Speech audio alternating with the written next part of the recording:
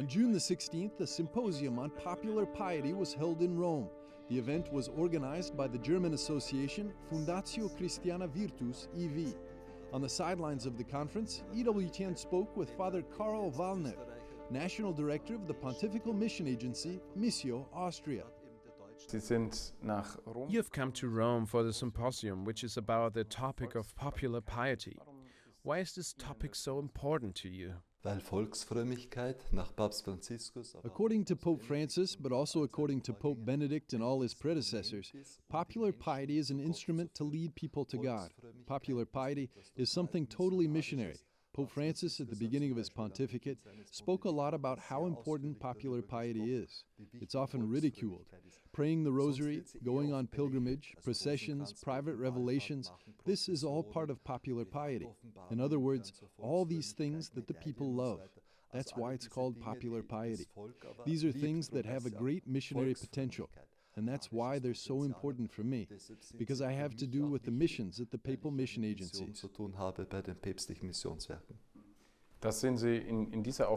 You travel a lot in this task, also internationally. Does popular piety in Germany and Austria differ from that in other countries? We're basically more cooled down. We're Europeans. That's quite clear. That's also good. So I can't imagine that people dance at a church service in Frankfurt the way that they do in Congo, as I experienced there. That's not our mentality. Popular piety also corresponds to the mentalities and cultures. And that's why it's also very important, because it inculturates faith. But is there also something that is common to all the different international forms of popular piety? There are things that are, of course, generally good Catholic. For example, the rosary, the devotions, the veneration of the Sacred Heart of Jesus. So there are many things where the sensual is also addressed. Sometimes I wish that we in our European countries would catch up a bit with the devotion and emotional enthusiasm that I experience in the South. We lack that a bit. And that's why popular piety is a bit of a reheating of a rather cold form of faith that we've developed here in Europe. It all starts with a natural curiosity that young people also have, and perhaps also with a certain sensationalism. You've been working with young people for a long time now.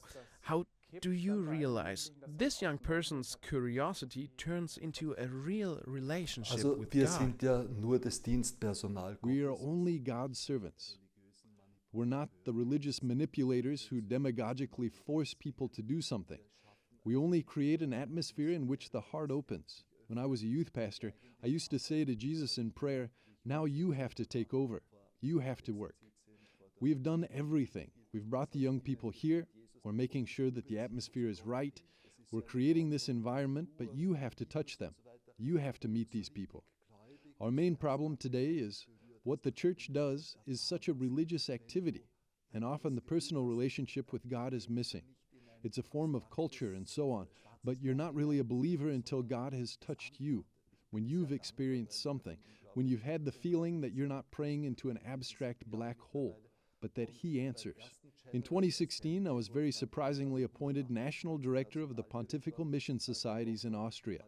And at the first General Assembly, where I met the other 128 national directors, the then National Director of Malta stood up and said, "The Church must send, or it will end."